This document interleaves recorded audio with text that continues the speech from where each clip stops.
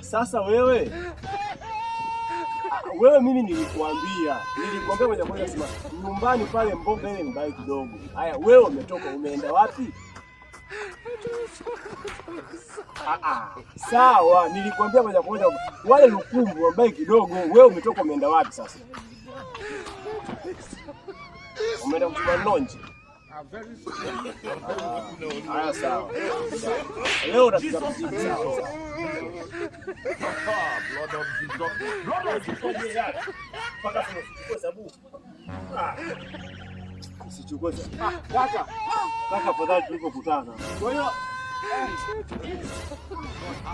mizigo hii tena unarudi. Kwanza kabla sijakujibu, wewe kule ulipiga simu kwamba mimi nifukuzwe na sababu pale. Sio wewe ulipiga simu. Kwa sababu gani? Mimi nimefika naye pale kabla sijaingia ndani nimefukuzwa toka na sabufa toka. Huyu kaja huyu amepiga simu. No, wewe mbishi, mimi nilikwambia hospitali na sabufa wapi na wapi. Kule hata ukipiga honi pipi wanagoma. Wewe sabufa. Wewe kaka, vile vitu ukijiongeza inawezekana. Ila sasa haya sabufa tuachana naye. Kule kuna issue moja. Baada ya kufukuzwa pale nikasikia mambo ya kitanda, sijui natakiwa kulipia mgonjwa kile anapolala. Nikasema kitanda sina. Kaka yule kaja nikimkuta kuelekeza kinatakiwa kitanda chako cha kwambake tukatoe chao tuweke chetu ili mgonjwa akilala pale asipigwe kodi nyingi. Inawezekana dawa tu. Kitanda. Ndio kitanda tukatoe chao tuweke chetu ili tusipigwe kodi. Hospitali kwa. Ndio hiyo inawezekana kujiongeza.